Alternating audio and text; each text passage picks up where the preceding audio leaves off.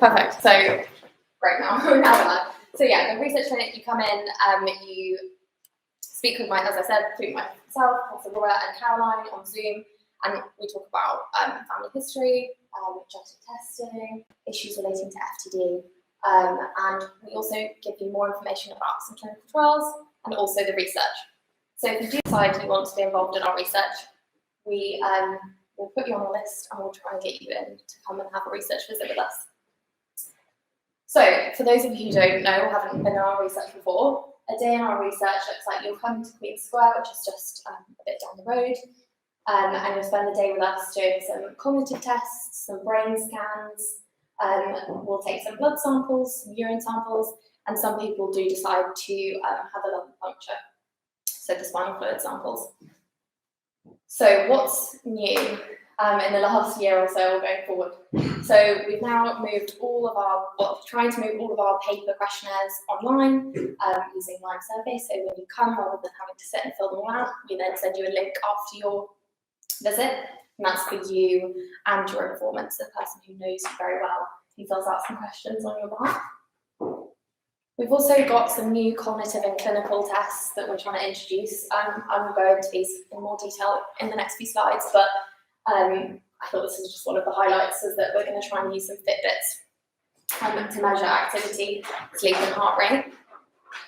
And also I wanted to really briefly mention that my colleague Caroline, as part of her PhD, is setting up a psychological intervention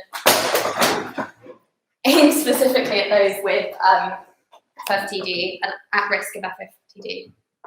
But I'm not going to go into any more detail about it because you're going to hear about it more later. So something that my team have been working really hard on over the last year or so is something called the Early Detection of Ftd. We refer to it as EDOF, so if you hear that, that's what it means. So as many of you know, one of the aims of GENFI is to try and detect any changes as early as possible. And so one of the new ways we're trying to do that is using technology. So here's quite a big overview of everything that's involved in this part of the study. As you can see around the edge of the circle, all the different parts of the areas that we're trying to measure. So cognition, language, activity, so that's the Fitbit, and also motor function. But I will be getting into some of these in a bit more detail. So for the cognition stuff, some of you may have already taken part in doing Ignite. And what this is it's an app on the iPad that has very similar cognitive and memory tests that we do when you come in person. So you can do this at home. And then we've got the mobile eye tracking. So at the moment we do eye tracking to look at a way of looking at cognition without having to use any movement or language. But when we're doing it, before you had to come into the centre, you had to sit in a room and you had to, it's like a big setup. Whereas this mobile eye tracking, we're hoping you can do it all at home eventually. And then finally, so this is all part of the PhD work my colleague Leanne's doing. And the final bit is something called longevity. And basically it's on your phone and it can track lots of different metrics such as typing speed. And so we're going to look into that more. See Here Request is also part of cognition. It's something new that we've just started, actually one of my projects. Basically it's a game that was designed by researchers, I think back in 2014. It's mainly designed to look at Alzheimer's disease. But it's put on the App Store and I think it's over 4 million people played it worldwide. We then took it down and it's now only available to researchers. So we've now decided to put this in our testing, and essentially what you do is you download the app and you can play all the different levels. When you click on the task, they show you a map with all the different targets and the order in which you'd like to get them. They take the map away and you navigate around in a boat, basically trying to find all the different targets. The idea is that this looks at spatial memory and navigation. And the reason we're doing it is because at the moment, none of the psychology or memory tests actually include any of that in GENFI, so this is a good way of measuring that. So apart from all the cognitive stuff, we're also doing something quite exciting. We're trying to get blood samples remotely or from home. So this is, we're calling it GENFI fluidity. And the way this is done is that you take a small finger prick of blood, You put it on these blood cards, and then you just post it back to us instead of having to come into the centre and have a full blood test. So yeah, we're hoping to start that very, very soon. So why might we want to do more digital and remote testing? So apart from the fact that COVID has kind of forced it upon everyone, it actually has quite a lot of benefits. So it's considerably lower costs, which means we can do more of it. Some of the tests are very, very sensitive to small changes. You can do it from home, which means that it's like a more realistic environment for you to get the data from. It allows for continuous measurement, like around the clock. So rather than you just coming into the lab and having measurements for one day, we can see 24 hours, a week, a month. And also we're hoping that it means more people stick with it, so if they can do it from home, they'll continue longer. So apart from the EDOF or early detection, the digital biomarkers, we're also carrying on with all our usual biomarker work, so the 4 at the top. But when you come in for a visit, as I said, you get some blood samples taken, some spinal fluid samples taken. These are then sent off to our lab, and our team are still looking at proteins to do with neuroinflammation and neurodegeneration and lots of other stuff. And we're also still using the brain scan, so when you come in, you also have the brain scan, as I said, and we're looking at structure and function of the brain. And we're hoping that all of this stuff will lead into clinical trials. So something that's really new is something called GENFI NeuroDev or GENFI NeuroDevelopment. And this is something that's started by our colleagues over in Canada, and it's obviously part of the GENFI study, but it's looking at those children between the ages of 9 and 18 who aren't currently eligible to join our study because you have to be 18 or over. And so what they will do is they'll have a very condensed version of the standard GENFI visit, so they'll do some cognitive tests, brain scans, questionnaires, and we're hoping to recruit within the next year at our site. So as I said, we're hoping that all of this work will then eventually lead into clinical trials. So here's a very, very brief update. You can see the table shows you the kind of things that are going on at the moment. But here at UCL, we're already involved in Electa. We're currently recruiting into Wave, and we're hoping that we're going to start recruiting into Roberta very soon. But if you want any more information on any of these trials, please do send us an email, and we can give you more information on it. But we're hoping that these trials will be successful, and we'll always keep you updated. I also wanted to briefly remind everyone that we do have the FBI initiative, you can see on the top of the screen, otherwise known as FTD, Prevention Initiative, which is where we're trying to collaborate with other cohorts like GENFI, but from all across the world. So something that we also have, for those of you who don't know, is the Participant Engagement Board. So this is where GENFI participants from all across Europe and Canada meet, and we have a discussion about lots of different things. I like to think it's a voice for participants to be able to help to engage in the future of observational studies and also the future of clinical trials. So we're actually meeting next week, where we're going to discuss some of these things. If anyone would also like to be involved in that, then please let me know. So going forward, the long term, we're hoping to collaborate with more sites worldwide. We're hoping to continue to recruit into GENFI and implement all that EDOF, the early detection of FTD stuff with GENFI. And we're hoping that there's going to be the opening up of more clinical trials and carrying on with all of our research into all those different areas. So where can you find more information? We've got the fFTD talk website where you can find fact sheets about fFTD. You can find our blog and more information about support.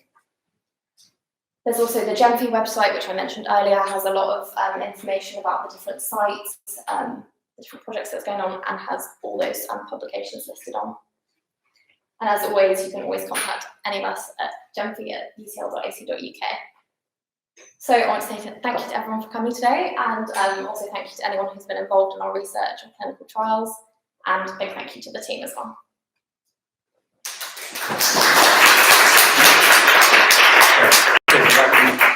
Stick up for a second. I don't know if anyone's monitoring questions online. But well done to Sophie. This is, Sophie's only just joined us relatively recently, so it's actually the first time Sophie stood up and talked in person. So congratulations. Sophie, it was lovely to talk. Well done. And if there are any questions in the room or questions online, but there is time for some questions and answers later. But if there are any initial questions, how are we monitoring online questions? We'll see them come up. They will pop up, yeah.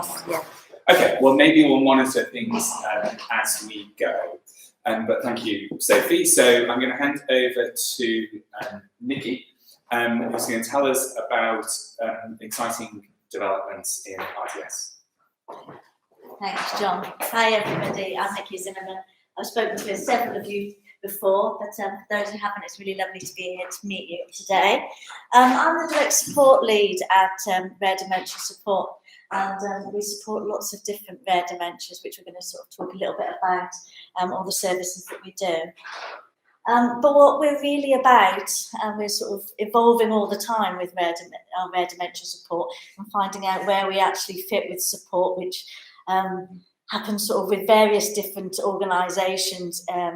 But what we want to do is something really quite niche. So our 3 pillars of support are really there with dementia support, is the support, the education and the research. Our support is very holistic. It's for people living with rare dementias and their families and those at risk. So we really want to be able to be the experts of being able to put that support in place for them.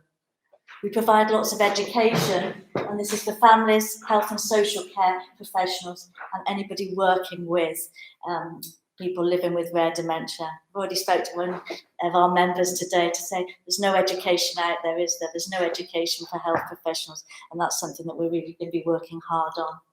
And our research, we're part of the Dementia Research Centre, and with lots of research, some not as exciting as what Sophie's just been talking about, because it's absolutely fascinating listening to that. But we've got a big impact project which has been ongoing, and it's measuring the impact of support for people living with rare dementias and their families as well. So that's our main sort of objectives of what rare dementia support is about. And as John also mentioned, we are looking for a forever home, and this is our vision.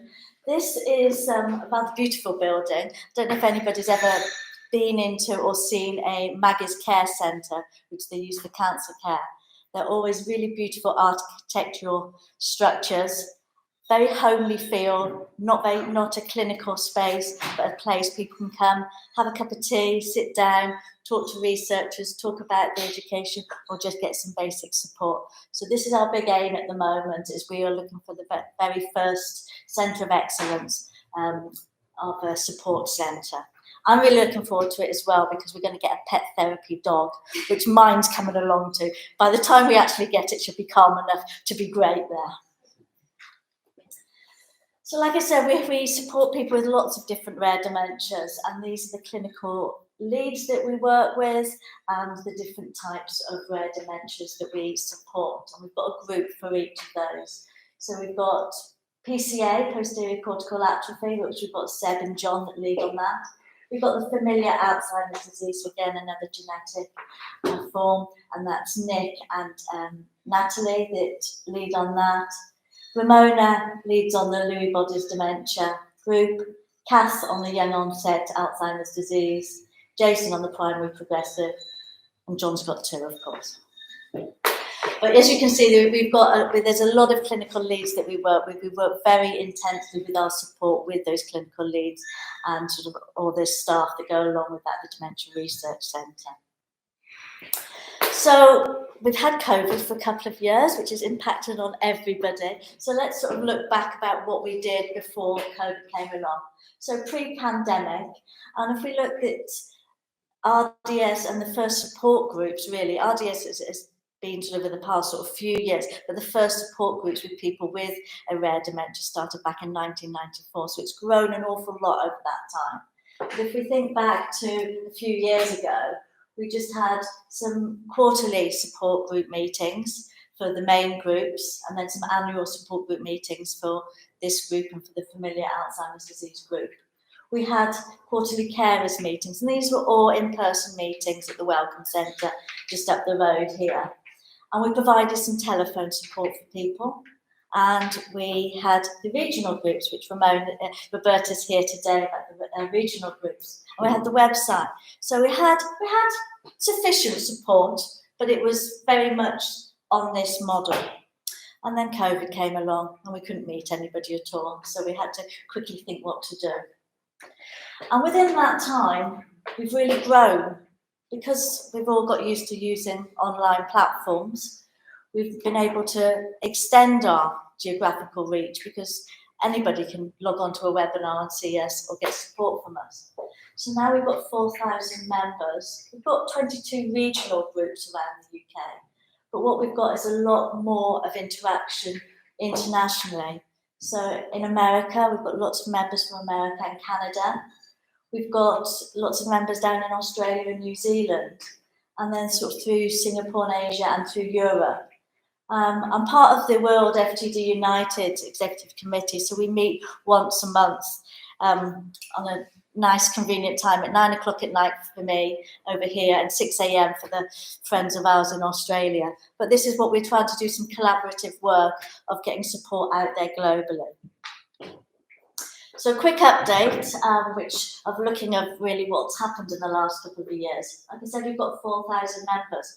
Now that's an increase in the last 2 years of 60%. We're getting lots of people visiting our websites, 45,000, and that's from 142 different countries. So it really is international.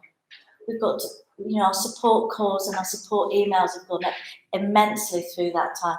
And because we can use the online platforms, we're doing a lot of Zoom calls rather than just telephone calls. So we really feel that we are sort of seeing and interacting with people more.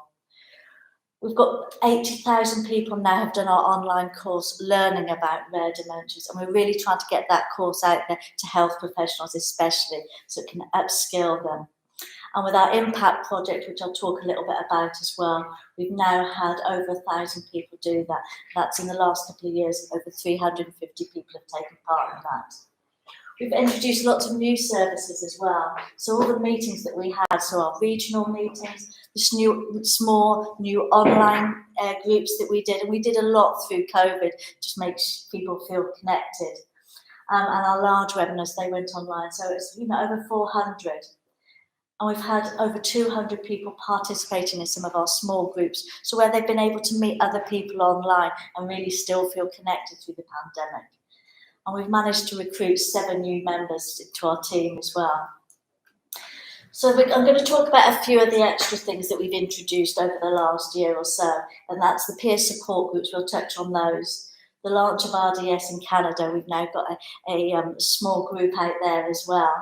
We've been doing a lot of partnerships with other dementia charities like Dementia UK and Alzheimer's Society. We've got an EDI working group that's set up, and we're going to set up a voluntary scheme as well, which is called the RDS Champions. And all of this is helping raise awareness and is really going to help with our planning and our fundraising for the new RDS Centre. We're getting out doing lots of talks with lots of big organisations which are doing this. I had to go to a very nice dinner a few months ago, if I was asked to go along to do a talk for the National Pharmacy Awards, which was run by the British Media Society. So I went along and I thought there'd be a few people listening. There was 500 people waiting for the speech. So it was a little bit more daunting than today. So what do we offer now? So I've got research in the middle of this because we are fundamentally part of the research centre. But we do webinars and seminars, and we're going to continue with this hybrid going forward.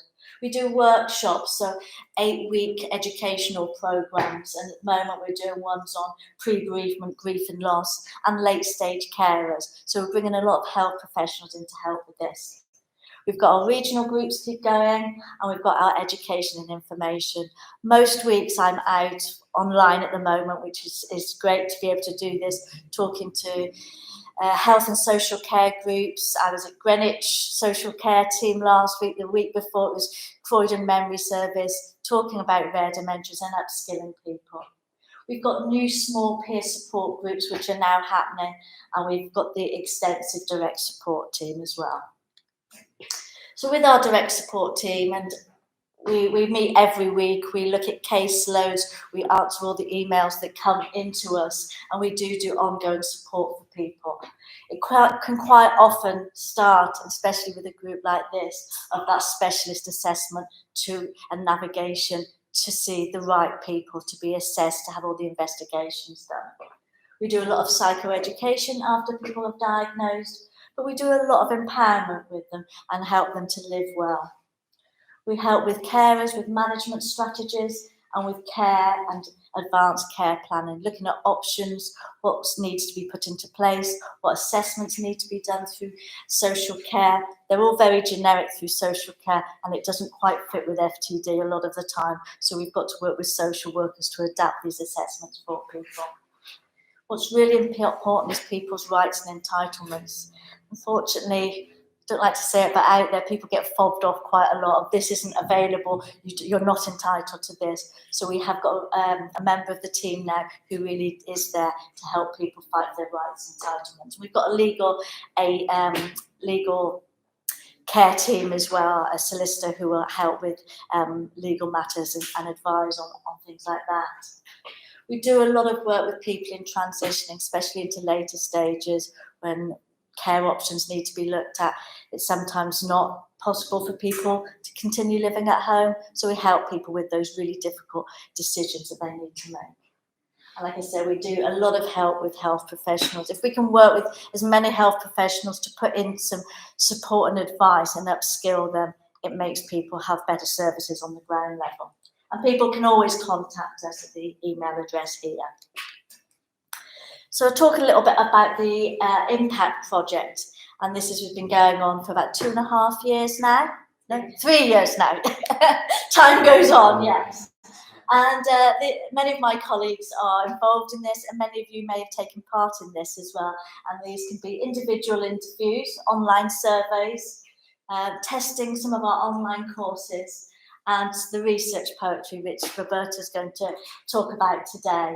I've just put here, a book has just been produced of the poetry, and it's selling really well through the National Brain Appeal, and we've had absolutely amazing feedback for it. So as well as the research that people can get involved in within the clinics, there's also different sorts of support, research going on the impact of support.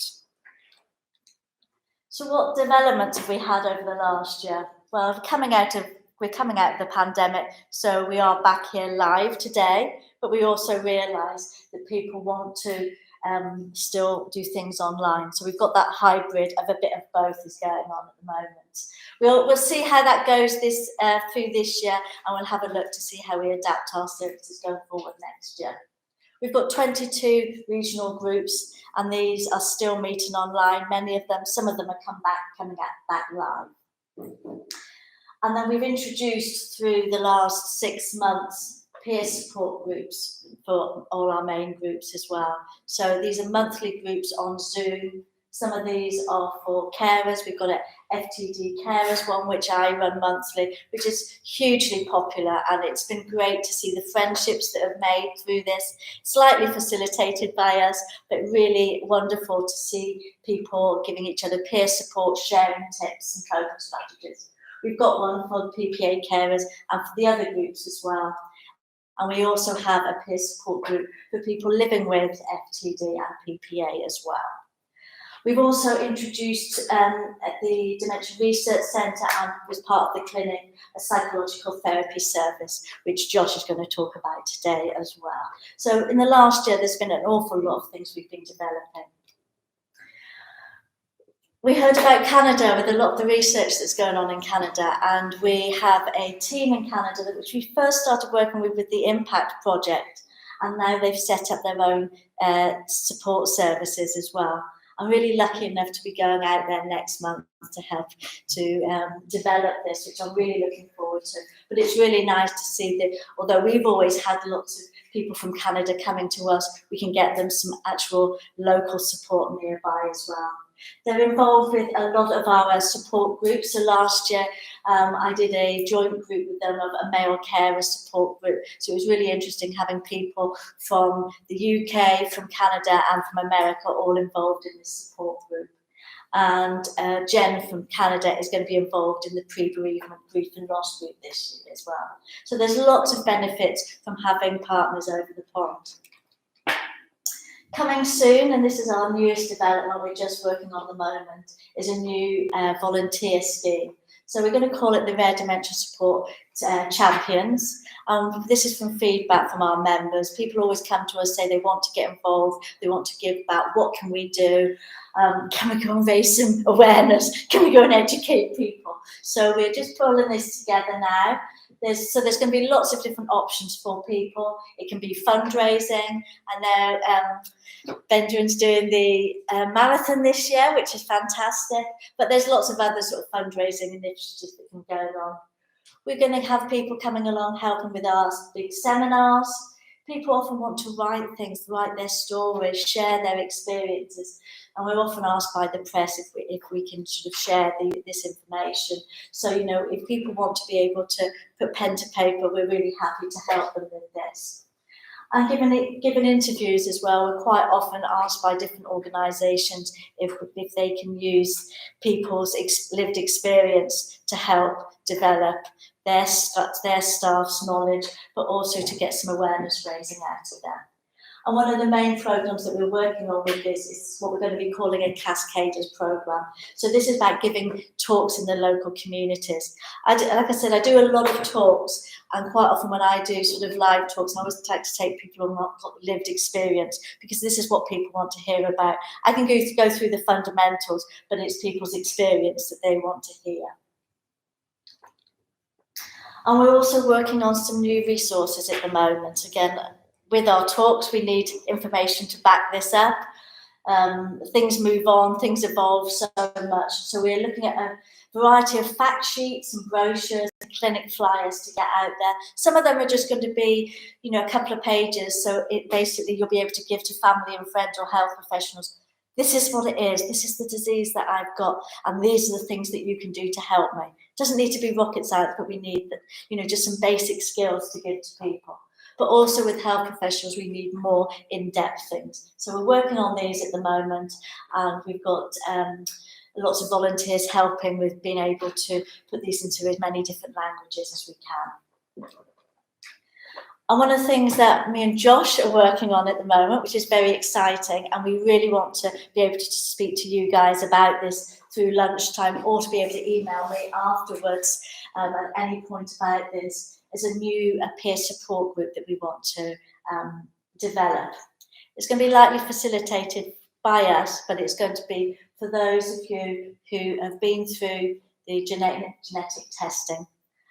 It's going to be a safe and confidential space for you to meet each others, to share your situations, share your fears, share your woes, but talk about how you're living well with life as well. So what we're really looking from everybody is some input from you, how often you would like to meet, and what sort of things you would like us to do to develop that. So if you're watching online today, or if anybody wants to contact me afterwards, you can just contact me on my email address. Thank you, that's me done. Great. Any questions for Nikki? I mean, I think it's amazing how RDS has developed over time. We are really hopeful we'll get a nice physical centre. As those who've been coming for some time, we've flipped between various places over the years. It'll be very nice, and it won't just be a meeting place, but a space for many other things. And I think, you know, please do take advantage of some of the smaller groups. The post-genetic testing group really came from an idea of a number of different people who are keen to have that, and so Nikki and the team have really taken that on, and I think that, you know, that's something that people have talked to us about over many years, is the lack of support once people have kind of ended genetic counselling, had genetic testing, and that's something we hope to be able to pick up through RDS, both through the peer support group, but also through the psychological interventions as well. So, to answer my questions, that is a very good segue really into Josh, who we has really been part of RDS now for a growing number of years, and I'll tell you a little bit about the support programs that we have developed and we are going to develop, and this is really going to grow over the years, and this is an opportune time for Josh to talk, because he's just this week been given a very big grant from the National Institute of Health Research in the UK to really develop a much larger programme of support for people with genetic dementias and young dementias through RDS. So just got a lot of hard work ahead of him. Yes, thanks, John. Yeah, I guess today what I was going to do and what I wanted to talk about really was psychological support for people affected by familial frontotemporal dementia. I just wanted to that term affected by, I guess I mean people caring for people living with, and people at risk. So kind of three different groups. I guess I was going to try and sort of do this talk by explaining kind of psychological models that we use and how they might kind of apply or be useful, partly to give people a sense of what the sorts of things that are out there are, not just that we offer, but in the wider kind of community. And I'd also be very interested if people want to talk during the presentation. I want to kind of tailor it to you a bit. So if there are things that people have questions about during, please just put your hand up and we can kind of talk about that. And if people have any experiences they want to talk about as well, welcome to, although I appreciate it's a very sensitive area. So feel free to share or not, but I guess just to sort of mention that, because I know many people have had contact and have views. I guess this is just a slide that I suppose I'm teaching grandmother to suck eggs here, really. These are some things that people have told me, or I've seen in the literature about their experiences. And they're not kind of exhaustive in any way. They're just the sorts of things that people talk about when they talk about their experience, and they may or may not resonate for you. Everybody has different experiences, so don't take it as a kind of exhaustive list. But these are the sorts of things people have talked to me about.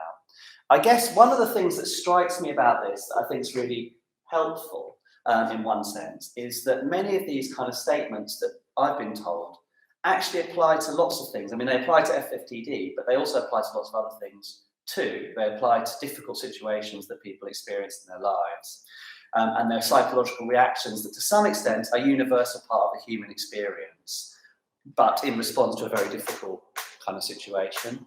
And I guess the reason I think that's sort of something that's helpful in a way is there are lots of psychological models that have already been developed to help people with these kind of problems. It's just they need to be adapted for people who have kind of particular needs. So it means we don't have to start from scratch, I guess, which I think is a really important thing, but it does mean that things need to be adapted.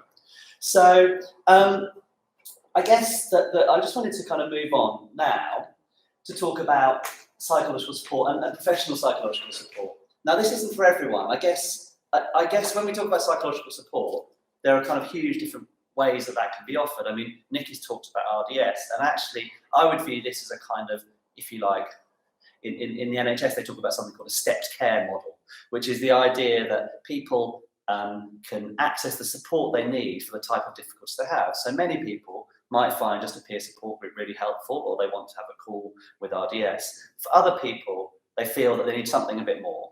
And that's kind of the second step if you think about this model. So the bottom step is an idea where people have sort of particular, maybe slightly lower level needs or particular needs that can be addressed within RDS, and then some people may want something more, and that's where the professional psychological support comes in.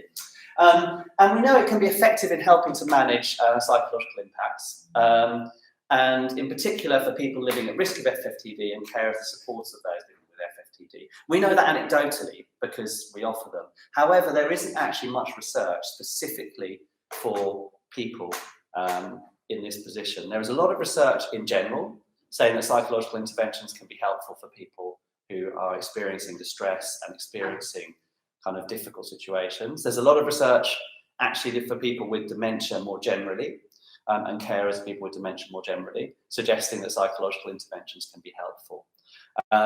But there isn't much about people specifically with fFTD. And as John says, that's some of the things we're trying to address. So what I'm going to do now is talk about some kind of psychological models that are commonly used and ones that we're going to kind of build on, that we either use in the clinic that Nikki mentioned, or we're going to think about using in our research that we're doing. And I'm going to hopefully try and apply it to the sorts of things that people might be experiencing. But I would be very keen if people do have thoughts or views, just do say. I'm assuming people online, I don't know whether, is it streaming? Yes, it is. Yeah. Can I sit here so I can actually look just for make any sure, 'cause I'm always questions? slightly worried. And if you, yeah, you're monitoring, brilliant. Thank you. That's very helpful. Just because I'm always slightly panicking that there's loads of questions coming and I don't know what they are. So there are different types of psychological therapy, and some people may or may not have gone to them and had differing experiences. And I guess the type of therapy that's right for an individual depends on the fit. So some things may be right for some people, may not be right for others. It also depends a bit on the evidence. So we know some things are helpful and some things aren't. And I'm going to talk you through some common therapies just to give you a bit of an idea of the sorts of things that are offered. And I'm going to try and talk about them in the context of fFTD. And then I'm going to talk at the end about where people can access these things and also the sorts of research that we're looking to do into them. So the first type of therapy may well be very familiar to people. Has anyone heard of cognitive behavioural therapy? I'm seeing kind of quite a lot of nods. It's something that people know a lot about in general. But just to kind of give a sense, and I'll explain it, again, it may be something people know about, but just for people potentially who've had less experience of it. So this is a kind of, this sort of circles is a sort of example of a basic cognitive behavioural therapy model. And the idea in cognitive behavioural therapy is that your thoughts, so the way you think about a situation, create your feelings, which then create your behaviour, the way you do things, which then creates your thoughts. And the sort of example that might happen, for example, for someone, say, who's developing kind of language problems. This is a kind of example that someone might have. And it's kind of, I guess I'm using examples not from specific people, because obviously that would be confidentiality, but kind of from general experience to give a bit of a generic examples. That someone might, for example, because of their language difficulties, start to think, oh, maybe I shouldn't be going out because I'm a bit worried that I won't be able to speak to people when I go out. And that's something that's going to stop me going out. So you have this kind of thought. That thought can create a feeling. And that feeling in that situation, well, I don't know, if you're kind of thinking, oh my God, I don't want to go out if I speak to people. I don't know if anyone could tell me what feeling they might be feeling if they have that kind of sort of anxious. Yeah, so you create a feeling of anxiety. And then the sort of feeling of anxiety kind of leads to a behaviour, which is, I'm not going to go out, I'm not going to do anything. Which then leads to another thought, which then kind of reinforces that thought. For example, oh, maybe if I go out, it'll be problematic, because you never test it out, you never see whether actually it is problematic or not. So it leads to further thoughts, which leads to further feelings, which leads to further thoughts. And that's the kind of idea of a CBT vicious cycle. That's kind of what CBT is kind of based on. It's kind of based on this idea of vicious cycles. And a therapist in CBT would kind of try and set a goal, like, for example, well, a desired goal with someone, about what might be the thing they want to do. And in this case, someone might want to go out. So what they want to do is go out. And what you try and do is look at the thoughts, feelings, and behaviours around that and find kind of strategies to try and help someone manage that. So, for example, with the thoughts, you might think, well, is that thought really true? Do you know, if people, would there be things that you could do, or someone who could support you in this, or actually are people really going to mind if you can't sort of articulate certain things, and kind of actually think about that thought, and they might help you have some strategies around that thought. They might also try to have some strategies around feeling, and I guess an example of that, I don't know if anyone's come across the 4-7-8 breathing technique. It's a very simple one, but that's the idea that if you breathe in for 4 beats, hold it for 7 seconds, and let it out for 8, it's kind of a relaxing, grounding experience, which can kind of just calm you down in the moment. So it's kind of a way of managing anxiety. It's a very simple way. There's lots of others. And then you might have a kind of something on the behavioural level.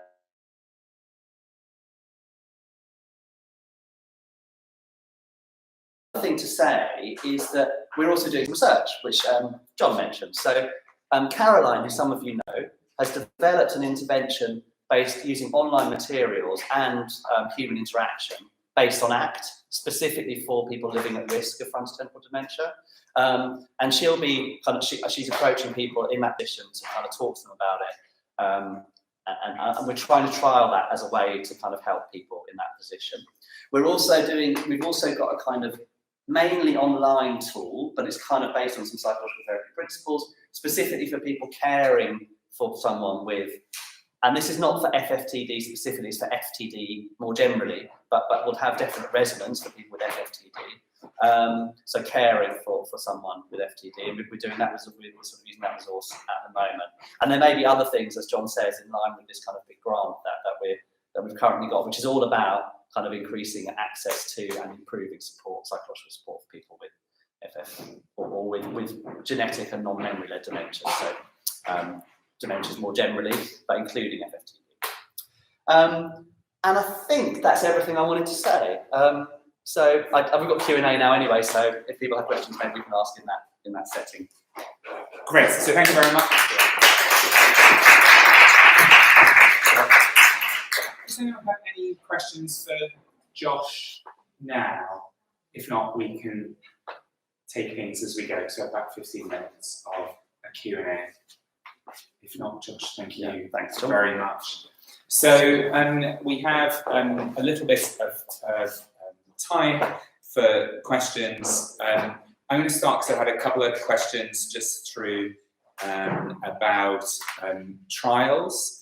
And I just wanted to expand a little bit on what Sophie said to you. So for familial frontotemporal dementia, there's been a huge amount of progress, and you know, I've met with many families over the last 20 years, and we've had no real hope of therapies, but we're in a much more hopeful time at the moment. So perhaps just to give an extension to what Sophie talked about, the furthest ahead is really progranulin, and we are in, we have a couple of trials ongoing. So just a reminder that a phase 1 trial is when the drug is first given to somebody, and that's really testing what dose is right, is it safe. The phase 2 is really an extension of that, looking at really absolutely getting the right dose and giving it in more people. And traditionally, phase 1 would be given in healthy people. Phase 2 would be the first time it was given in people with a condition. Phase 2 starts to give us a sense whether the drug is working or not. And then phase 3 is the big trial, what you would know as a randomized control trial. And that's where usually some of the group will get the drug and some of the group will get a placebo, and we'll work out whether that drug is working or not. So we are into the first ever phase 3 trial for frontotemporal dementia for people with progranulin mutations, and that's a drug developed by the company Electa. We run that at UCL, and it's being run worldwide. And that is a drug which increases progranulin levels, hopefully back into the normal range, by blocking another protein that stops progranulin, or in fact breaks down progranulin. So if we block that drug, yes, question? At what stage would somebody be eligible for phase 3? Yeah, so what stage in their dementia? Yeah, I'll come to that. So it'd be different for different trials. So that's the phase 3 Electa trial, and for the Electa trial, the eligibility and that's an important question. Is each of these trials have different what we call inclusion criteria? So the different people are eligible for, and the Electa trial. The people who are eligible for that are either people with very early symptoms, and we have a sort of way of defining that, or people who have no symptoms but know that they carry the mutation, progranulin mutation, and have the way that Electa have done this is using a piece of research that was done through the GENFI study. Which is to show that if you have a raised marker in your blood, and that's a particular, we've talked about this at other meetings, it's a blood marker called NFL, or neurofilament light chain. We know that if that marker is high, that for most people who have a high value, they're likely to develop symptoms over the next few years. Now, just to have a brief tangent on that, people ask me, is that test available? Could I have that? You know, can you tell me whether I'm going to develop symptoms in the next few years? The answer to that is, well, maybe that will be available moving forward, but it is not yet at a level where we could use it as an NHS clinical test, and that's because it isn't accurate enough. It's probably only about 80% accurate in terms of predicting whether you're going to develop symptoms. So that is not good enough. It's not of a level standard enough to be a clinical test that you can have in the NHS. But when you're running a trial and you want to have a group of people who are near to symptom onset, it's good enough for that. So a company wouldn't mind if there are a number of people in their study who are quite a distance away from symptom onset, as long as the majority of people are nearing symptom onset. And that's quite difficult, and now's not the time to go into that, but it's quite a difficult thought process because, and we've had a number of people who have entered into the Elector trial who know that they carry a programming mutation, and are relatively young and have had that blood test. And I think there's a lot of probably psychological support that we need to give around that, because it's a very difficult process to go through, and I think perhaps a little bit more support than is given in the study itself. And it's something that we will have to think a lot about moving forward, which is how do we include people in trials who have yet to develop symptoms. But we need to think about how we'd have a successful trial, so including people who are nearing symptom onset. So that's the way Elector have chosen to do it. I think it's probably the way that lots of other companies will choose to do it moving forward, which is, and companies use the term enriching, which is how do we enrich the group of people who don't have symptoms yet to include mainly people that are nearing symptom onset. So that's Elector. And that's a drug given intravenously. We have another trial in progranulin about to start, which is only, again, for people with early symptoms. It's not going to be for people that don't have symptoms yet. And that's a viral gene therapy where we give a working version of the gene back. That's actually going to be given through an injection into the neck under CT guidance. So you'll have scans to check that it's going in the right place. And that's literally about to start. In fact, we launched that yesterday. In C9orf72, we have literally in the last 2 weeks started a trial at UCL, and we will be the lead site in the UK, but there are going to be a few other sites in the UK doing the trial, and it's going to be worldwide. And that's for what's called a gene silencing therapy. The drug is given through a lumbar puncture needle into the back, hopefully goes up into the brain and switches off the abnormal gene. And that's run through a company called Wave, and we're just about to start that again.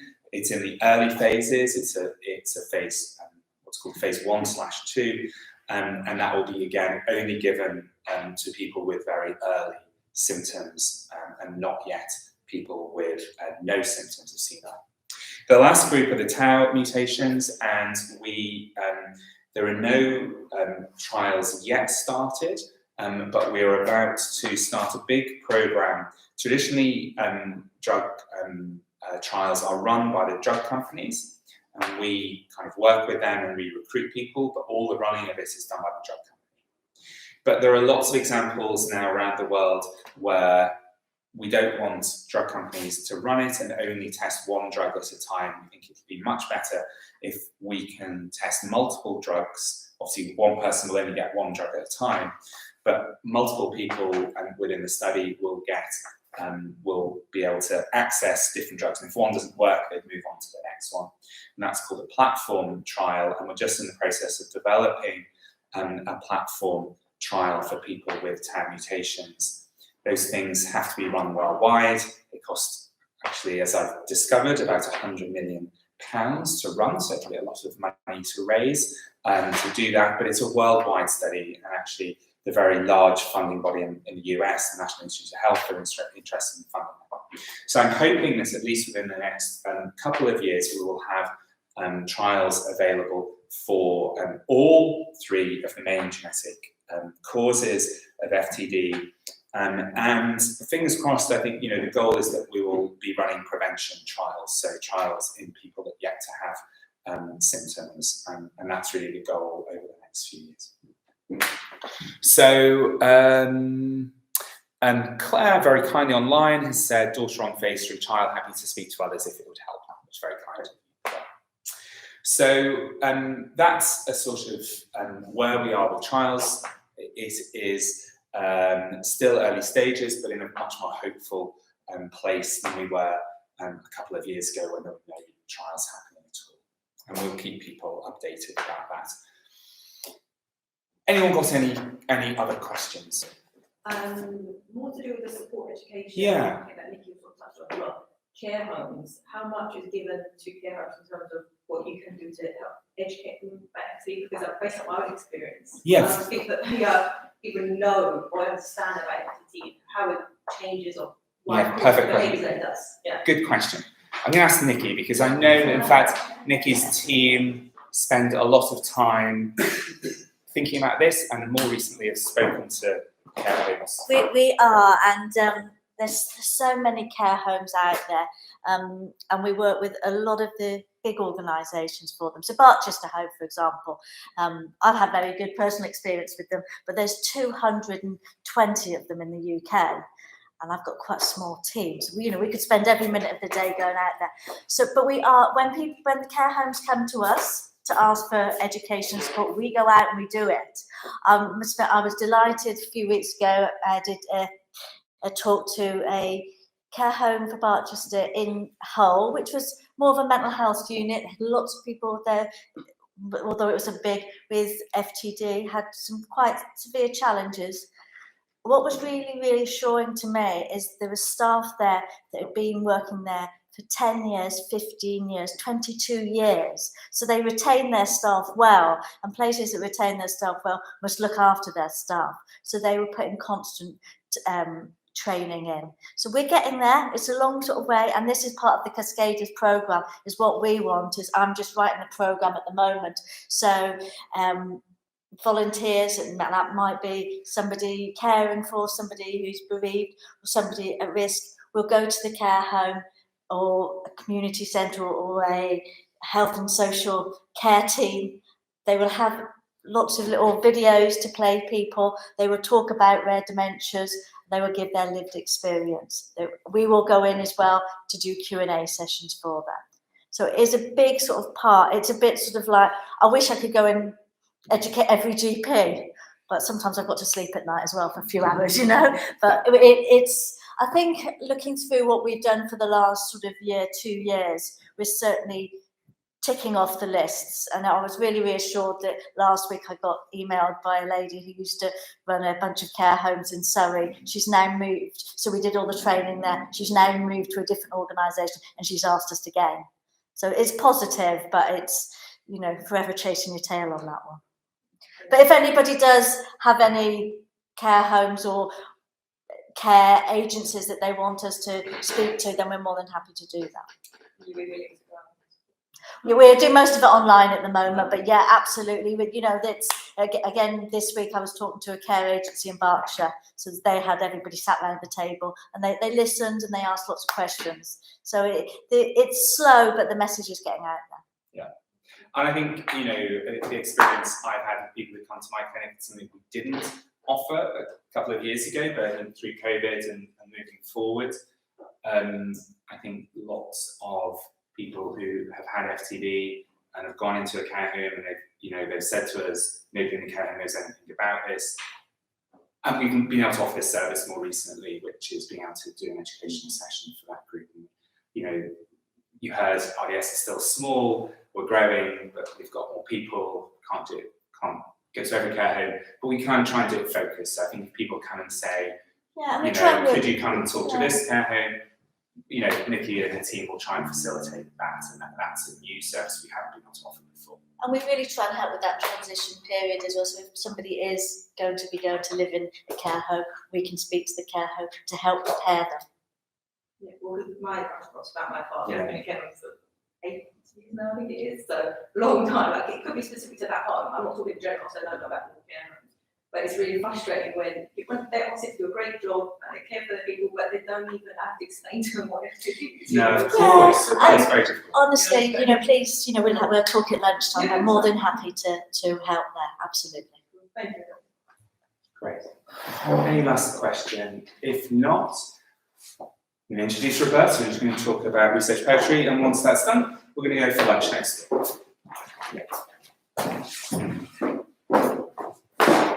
Great. Thank you, John. Lovely to see you all here today. And I'm here representing, I'm Roberta McKee-Jackson, just like it says up there, is that I'm part of the Rare Dementia Support Impact Study Project. And this is a 5-year project. We're 3.5 years into it now.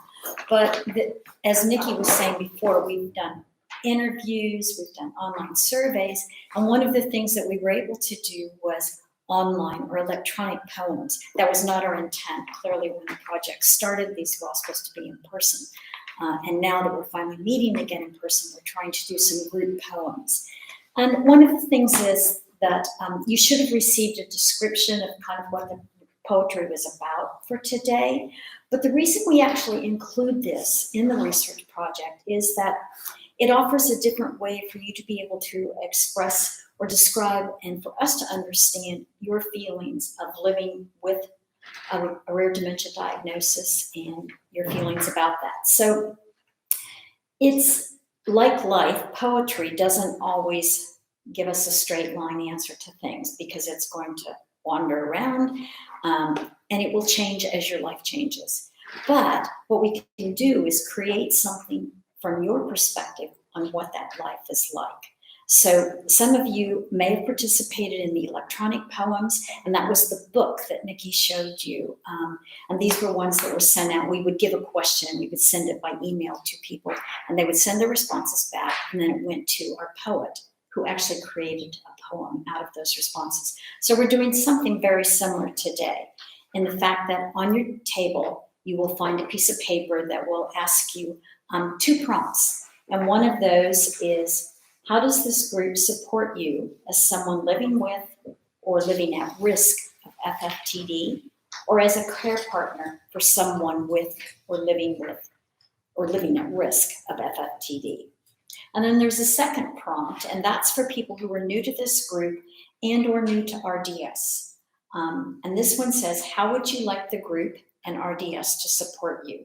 And what support do you need from this group? So what we'd really like for you to do is just write down a few words or phrases. You can write a sentence, whatever you want, for each prompt that is there. And then I will collect those before you leave, and we'll send those to our poet. He then writes a poem out of everything that you have submitted. And I have to say, as the book illustrates, they are incredibly powerful. They really are. And he doesn't add words to yours unless it's just absolutely necessary. But generally, from whatever you give him, he can actually create a poem.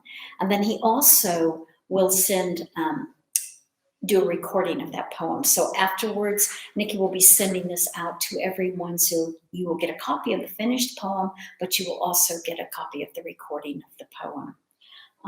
So anything that you want to say in there, your responses do remain anonymous, and that you realize that you actually are part of the creator of this project because you're providing the words. The poet is just putting them all together.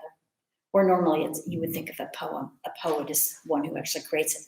You're actually creating this. So we really would like for you to be involved in this. If you've got any questions or anything, let me know. I'm very happy to just collect them when we're done. Great. Thank you. Thank you. Thank you all for attending today. We're going to have a nice lunch, be a chance to chat with people over lunch. Please fill in our feedback forms if you can. We're sort of interested to think about how we move forward with things. How much should we do online? How much should we do in person? What's going to drive people to come and meet? What's good online, what's not. So please do fill those in while we get everything set up for lunch and get everything done. But otherwise, thank you all for attending. Thank you all the people attending online, and for those of you watching it at another time. Thank you to Nikki and Sophie and Josh and Roberta, and to Catherine, Emily and Atara for helping as well. And hopefully we'll all see you again soon. Thank you very much. So all you in the room, I'll let you carry on and we'll have some lunch. And for those of you that attended, end the stream.